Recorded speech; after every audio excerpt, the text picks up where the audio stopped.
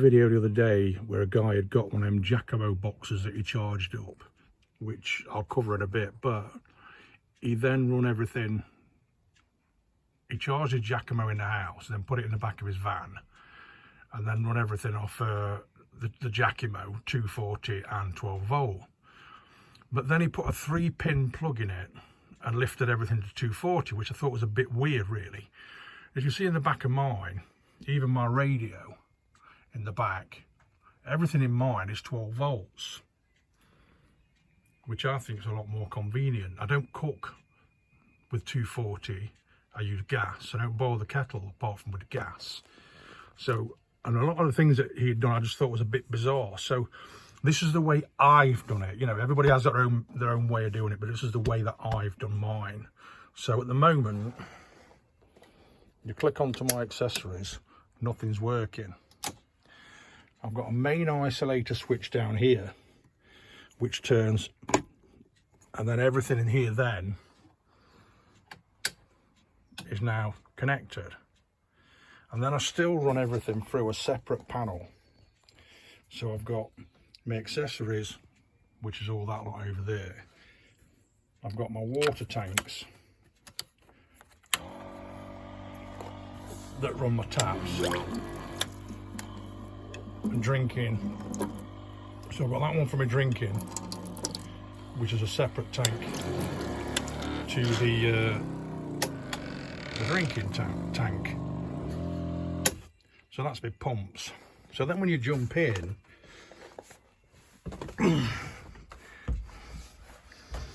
everything that I've got in the back is 12 volt. So I've got my 12 volt lighting. Again, if I knock all my switches on, that's all my 12 volt lighting. They're all isolated again on this panel. And then I've got a cigarette lighter, USBs, a gauge that's telling me how much I've got in my batteries. Over to this side, I've got another 12 volt light. Under there, when I'm cooking, I've got another 12 volt light, as well as a 240. That's a 240, and that's a 240, which I'll come to in a minute. So my telly runs off of 12 volt, which connects into the USB up here. And then I've got my night heater, CO2 alarm. I've also got a 240 volt socket there that I can use. So when I'm charging my phone up, I can plug it into there and into USB. I've also got an optional USB here if I need it. Even my stereo, everything is isolated on here. So I've also got a 240 volt tucked up under there. And then at the back of there, you can probably see it here, is yet another 12 volt where my fridge goes in that area. But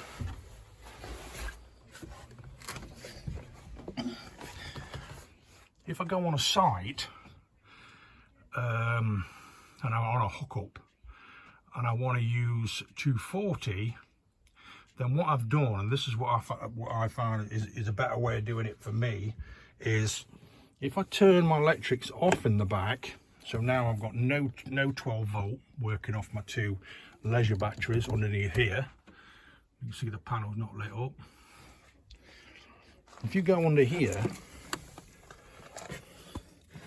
and there's my hookup, which this one I bring through the floor underneath the van. There, I can hook that one up and hook that one in. That then gives me my 240, but then I'm not able to use my panel. So what I've done is here I've got another 240 socket which runs through into the fuse box and box area that runs a reducer, which is here. So then everything in the van is reduced from 240 to 12. And so everything I've had in the van is still working on 12. could run in through the same fuse 12-volt fuses, because that's just plumbed straight into the main fuse boxes at the back, all labelled up, all fused up. Then I've got the option of 240 as well as. So as you can see, that's my 240 lights there and there.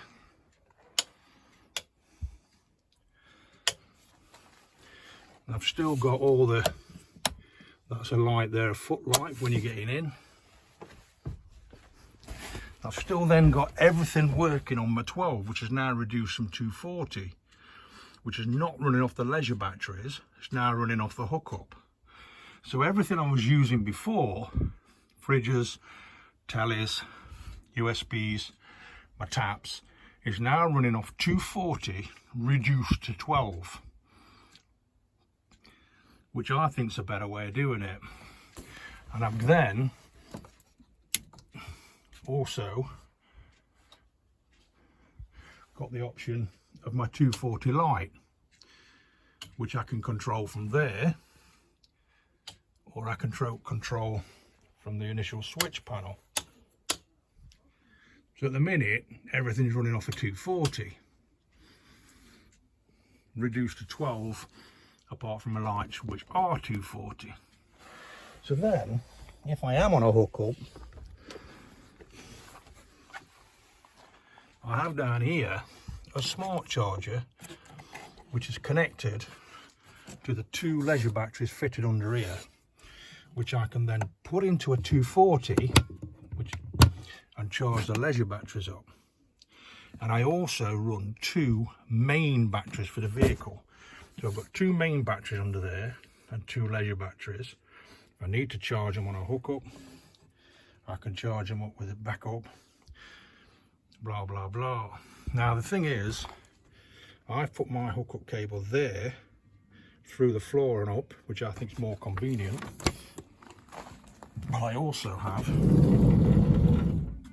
another hookup point here, so I can either use this hookup point or the one in the van, or use the one in the van, connect into this one to use if I've got a tent at the side or an awning or anything. I can hook up to this without having to run extension leads through the van to 240. So it's like a separate outlet or an inlet, which I've isolated from here. So now that's on. That plug on the side of the van is now on. That plug on the side of the van is now on. And I also have one at the back, a 240 at the back, if I wish to cook outside, etc. Water tank wise, I've got this one that's inside the van for drinking water. And the reason I wanted it inside the van is to keep it warmer so it doesn't freeze in winter. And then obviously then I've got another water tank underneath for my general wear.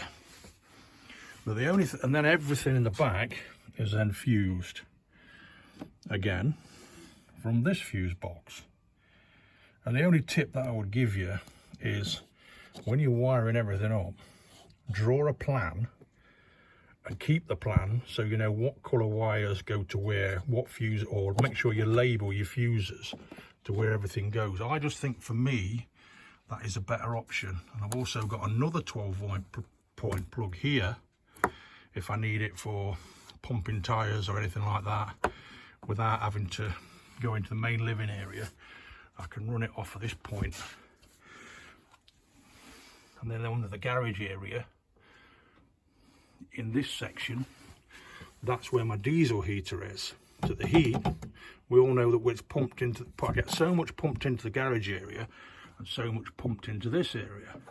But the heat from that, again, will stop this from freezing. So yeah, that's just my take on it. I think it's just a bit better to run to 12. I'm more off grid that way. I'm not relying on 240.